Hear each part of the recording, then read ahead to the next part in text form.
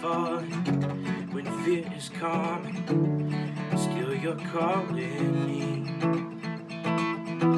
When faith is lost and my hope exhausted, you will be my strength.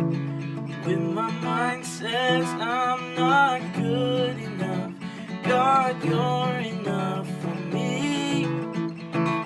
I've decided I'm not giving up, 'cause you won't give up on me. You won't give up on me. Your love is holding on and it won't let go. I feel it breaking down like an echo. Your love is holding on and it won't let go. I feel it breaking down like an echo, echo in my soul.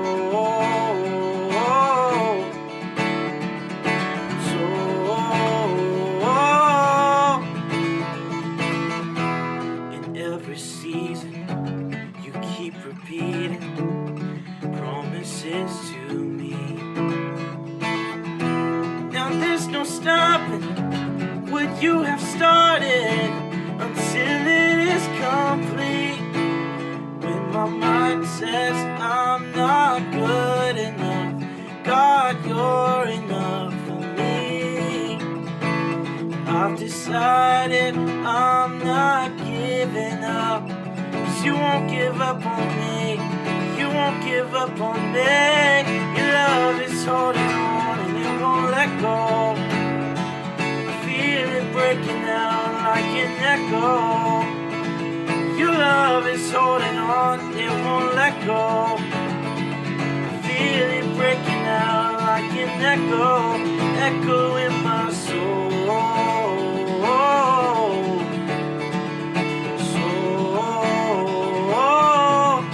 An echo in my soul.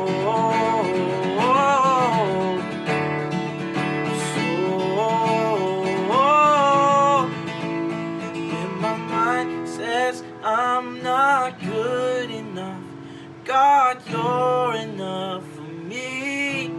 Yeah, I've decided I'm not giving up, 'cause you won't give up on me. You won't give up on me. Your love is holding on and it won't let go. I feel it breaking down like an echo. Your love is holding on and it won't let go. I feel it breaking out, breaking out. Your love is holding on and it won't let go. I feel it breaking out like an echo. Your love is holding on, it won't let go. I feel it breaking out like an echo in my soul.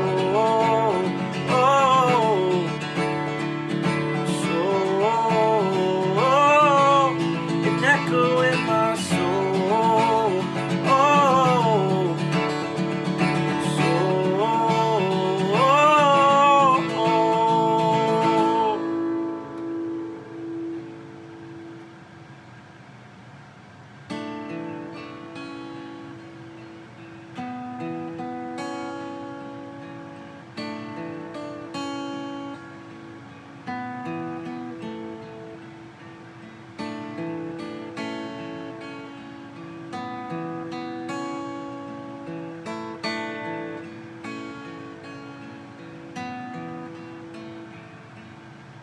When I was lost, the wayward one so far away,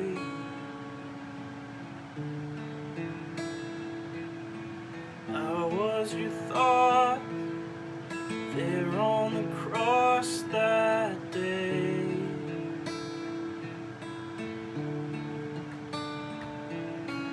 I saw the feast, but I chose the dirt to lay my head. And I was a captive to what the accuser said.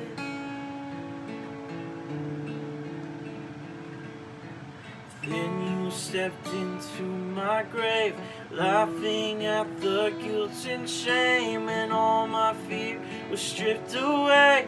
Now I stand and sing, I am washed by the blood of the Lamb. I am washed by the blood of the Lamb. By your scars, my sin erased, I'm innocent.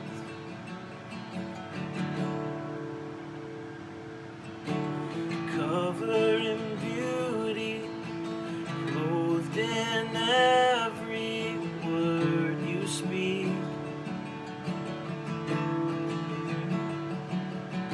I stand in the promise that you will never leave. Oh, 'cause I found love that fills me again and again.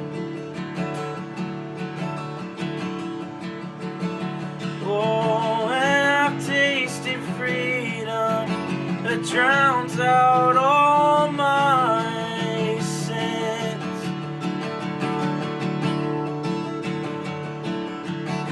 Then you stepped into my grave, laughing at the guilt and shame, and all my fear was stripped away. And then you stepped into my grave, laughing at the guilt and shame, and all my fear was stripped away. Now I stand and sing, I am washed by the blood of the Lamb. I am washed by the blood of the Lamb. By your scars, my sin erased, I'm innocent.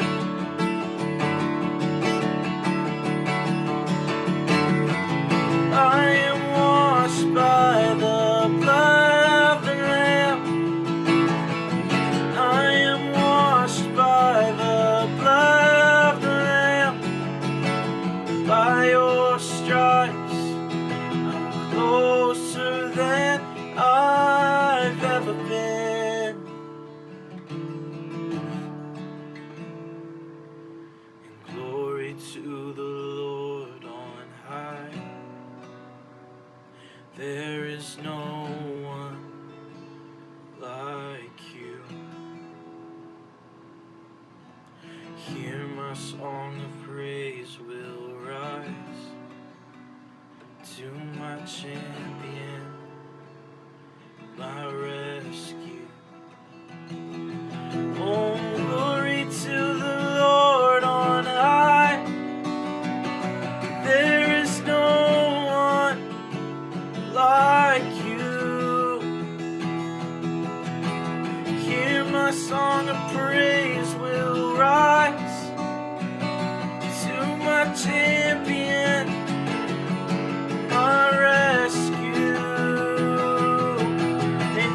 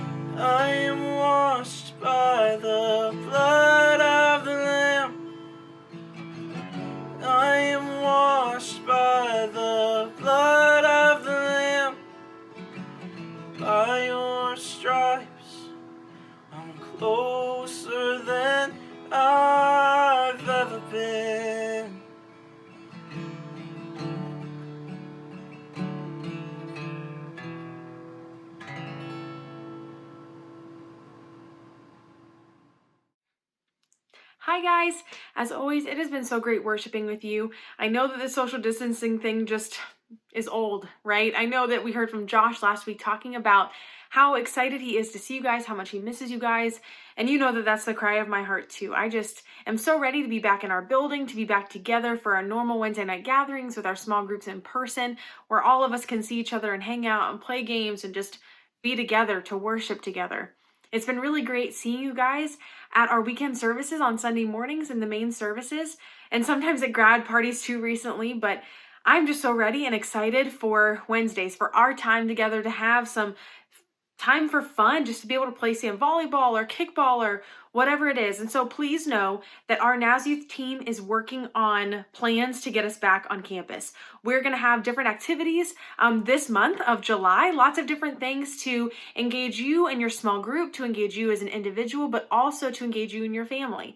And so keep your eyes peeled for those calendars, those events popping up on social media. We'll email you guys and your families, but just know that we are working hard to get you guys back on campus.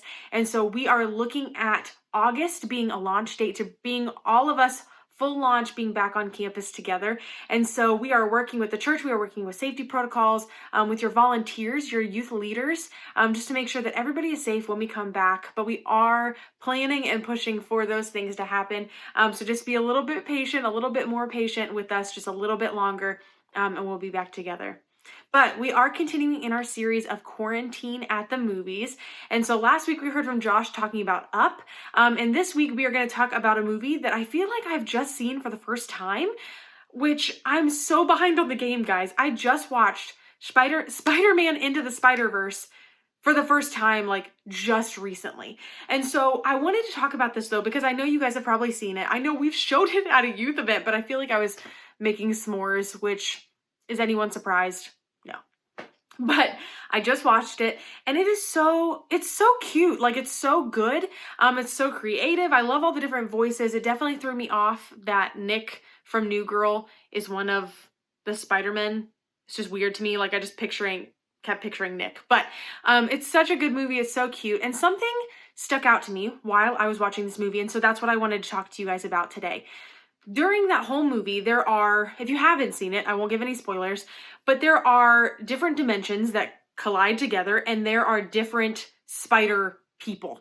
So there's not just one Spider-Man. There's Peter Parker, there's Peter B. Parker, there is Miles, who's the main character in the movie. There's Peter Porker, who is Spider-Pig. There is a Spider-Woman, Gwen. And so there's all these different characters that are all coming together who thought that they were the only spider person.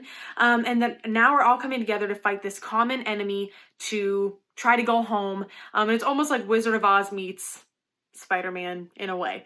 But as I was thinking about it, there was something that they said at the very end of the movie. And so Miles is talking and he says, anyone can wear the mask. Anyone can wear the mask. You can wear the mask. That's what he says. He says, anyone can wear this mask. You can wear this mask. And when he's talking about that, throughout the whole movie, he's trying to figure out what it means to be Spider-Man, what it means to be this person, to take on this responsibility, to be there, to take on not only this challenge, but all of the challenges that come afterwards, and how to just lean into these kind of like powers and gifts and talents. And it made me think of Pastor Matt's message where he talked about spiritual gifts. And I know some of you guys took that spiritual gifts test and are kind of leaning into like, okay, well, like, I know I'm good at this, but what does this mean for God? Like, how do I honor God with this? Like, okay, I have hospitality, like I make people feel welcome, but like, how do I use that for God, right? And so we look at all of our different talents and gifts, and we need to lean into them. And so that's this whole movie for Miles, really, is figuring out who he is and how to use these talents, these things that have been given to him. But at the end, he realizes anyone can do this. Anyone can step up when they see something that's wrong, when they see something that needs to be fixed, when they see something that needs to be challenged. Anyone can wear that mask. Because I think a lot of times too, when we watch Marvel movies, when we watch, you know, whatever, DC, when you watch different superhero movies, it's always the superhero that can do it, right? It's always the superhero that saves the day. It's always the person that has the cool gadgets or the superpowers or whatever it is, because they have those things. They are equipped. They are like made for this. And so when we look at situations in life, we look at things that are happening and we're like, okay, world hunger is terrible. But like, what am I supposed to do with it? What am I supposed to do to fight it? Because what do I have? Like, I'm just me. I'm just one person. What can I do in all of this? Right? Right now, racism, we've talked a little bit about it, but racism is a huge problem. But you look at this systemic issue and you think, well, I'm just one person. And sometimes if you're like me, like, you might think I'm just one person. I don't have that level of influence. Like, people aren't going to listen to me. And to top it all off, I'm white. Like, I have so much history to catch up on, so much knowledge to take in, so many conversations that I just need to sit and listen, that I think, like, I want to be a part of this, but what am I going to be able to do? There are so many issues that we look at that are like that. You might even think of bullying in your school. You might think of your friends that are involved in things that you don't want to be involved in. Maybe you got sucked into, maybe you're not a part of it. But there's all kinds of things that we look at and we think that they're bigger than us. Almost like this character who is just literally the embodiment of this because he's huge. Guys, if you haven't seen it, he's literally like a bowling ball with like a head, and he just like, he is like massive. And here's Miles and here's this guy. And it's just like, how on earth is this one kid supposed to take down this guy? But as I was thinking about that, it made me think of a parable in Matthew 25. And so I want to read it to you guys. It's in Matthew 25, and it's the parable of the valuable coins, the parable of the talents, some Bibles will say. And so this is what it says. It starts in verse 14.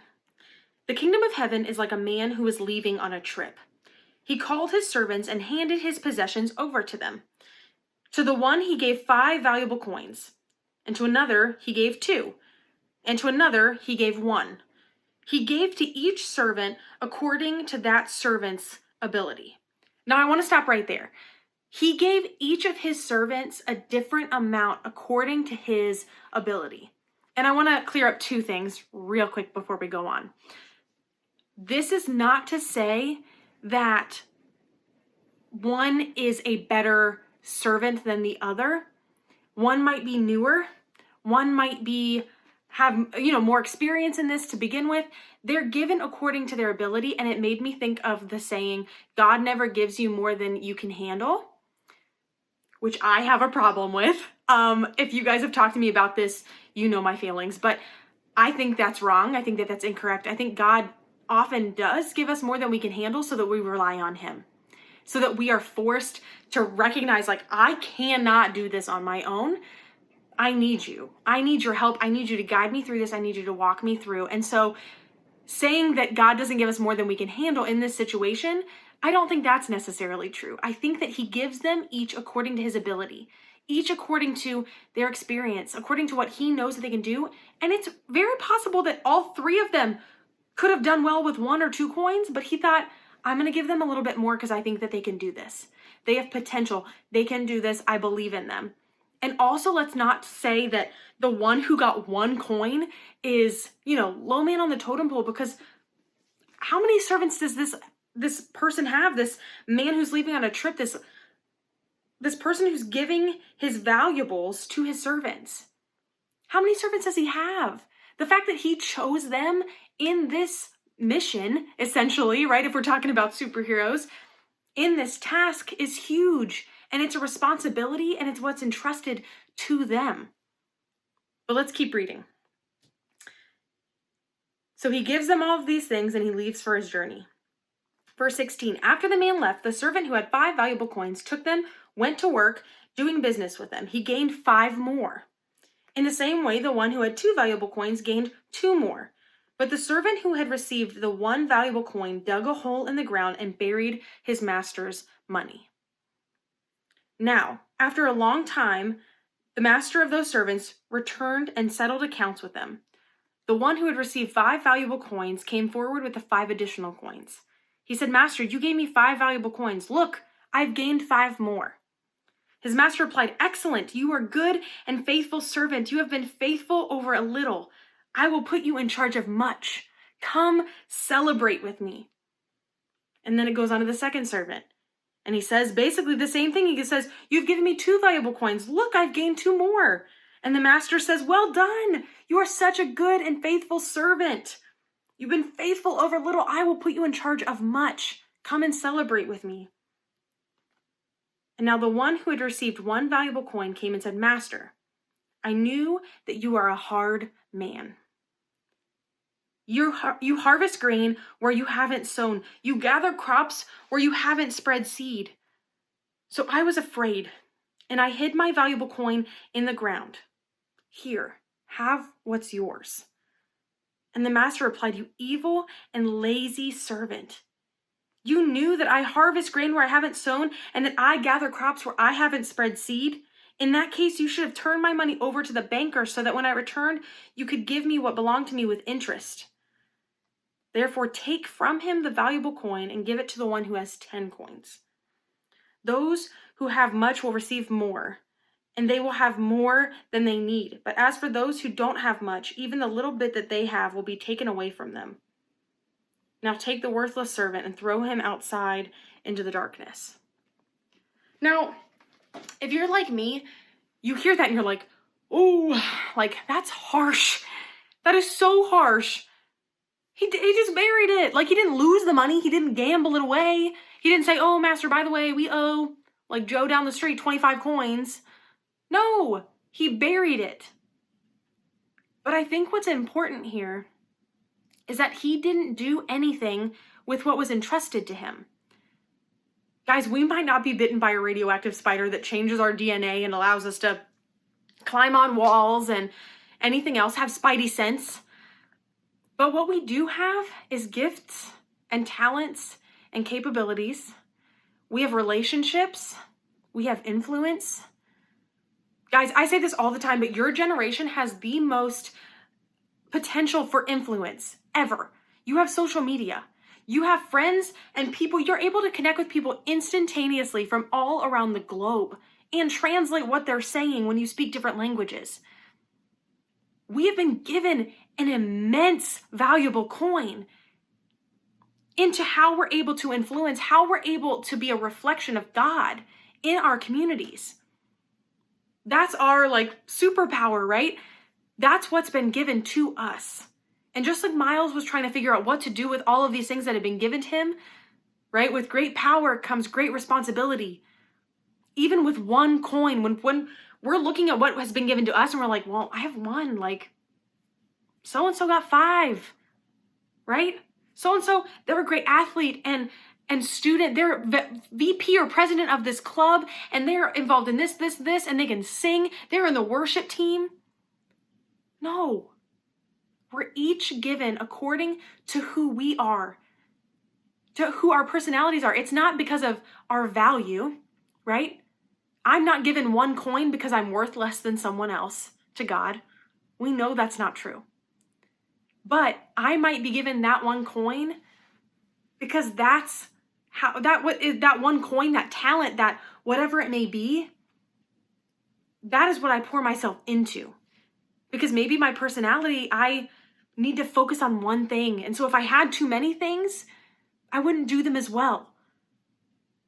This is not to say that we are, some people are set above other people as far as gifts and talents. That's not how God works. I know that I mentioned racism, and we're talking about systemic injustice and privilege and how people can get ahead just because of their race, sometimes even their gender, who they're related to. That's not how God works. That's not how you got your coins. But what you do with your coins is dependent upon you. God has entrusted these gifts, these talents, these capabilities, these spiritual gifts. He's entrusted you with your sphere of influence, with your friends, with the people that you come into contact with. That's your coin. And so if we do what the 3rd servant did and we just bury it in the ground, we cover it in dirt and try to act like it's not there so no one tries to steal it or make fun of us for it, we're not doing with it what we're supposed to be doing. We're supposed to be multiplying that. We're supposed to be spreading that with other people, right? It's just like Pastor Mark talked about this weekend. We're supposed to share our story God's story from our lives so that it can impact other people's lives, so that it'll change their life. Because that truth changes lives, right? So that then they can take that, this part of the God's story that they have become, and take it out. It's multiplication leadership, multiplication friendship. That's our coin. And so I want to encourage you guys this week, think about what your coin is. Think about what your spiritual gifts are, but think about your sphere of influence, your gifts, your talents and capabilities, but who you are surrounding yourself with. Are they the people that are going to tell you to bury the coin?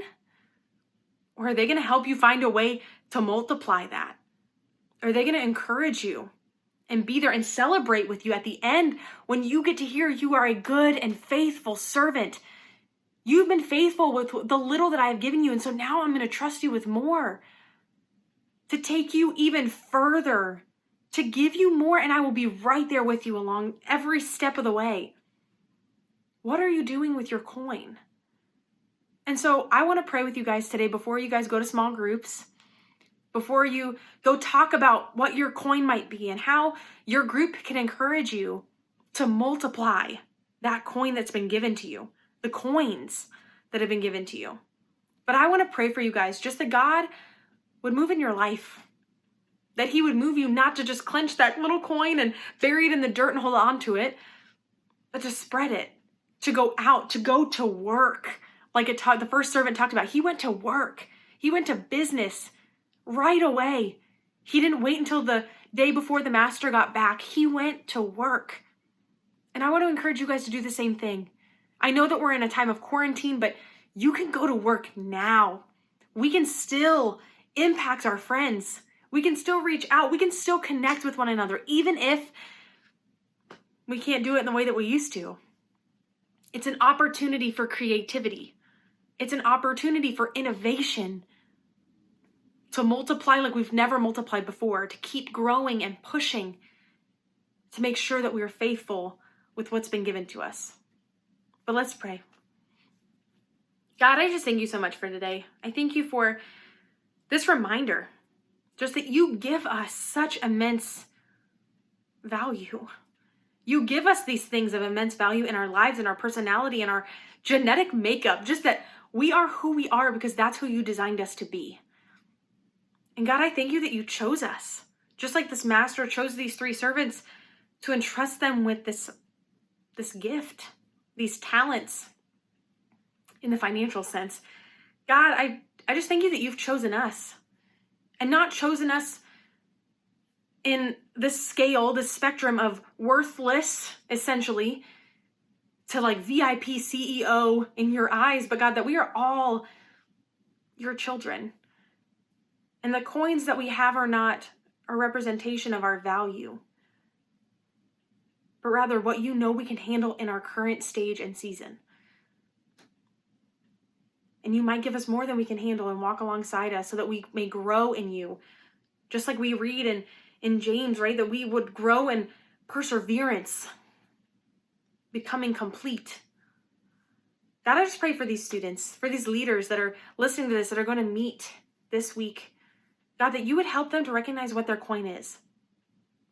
That they would see that anyone can wear the mask. Just like Miles says, they don't have to be rich or, TikTok famous or whatever they think that they need to be in order to influence people. God, I just pray that they know how loved they are by you, by our church, by our youth staff. God, I pray that they know how capable they are. I pray that they take up that mask, they take those coins and they run with them. They don't wait until this season is over, this pandemic, but God, that they run. They get to work right now, doing what they can with what they've been given. But God, I just thank you for all of these awesome, incredible leaders that you've entrusted. All of these people that we get to do life with and church with. But God, we just pray that you would be with our small groups, just over our conversation, and just help us to be better reflections of who you are wherever we go. But we love you and we praise your name. Amen. Well, guys, it has been so great talking with you. I hope you have a great small group. And just a quick thing before we go. Normally, we've been pushing toward the drive-in movies, but because this week is 4th of July weekend, and so the 5th is the day after, we figured you guys are going to be out with family, hanging out, doing different things for the holiday weekend, so there is no drive-in movie. But we still think this movie's awesome, so we're going to have a Netflix watch party this Thursday night, so tomorrow night, 7 o'clock, Netflix watch party. Download it on there. We'll post it on our social media with the link, as well as Facebook, all of that good stuff with the link. So just hop on, join with us. You can chat with us, but watch this awesome movie together. Hope to see you soon. Bye, guys.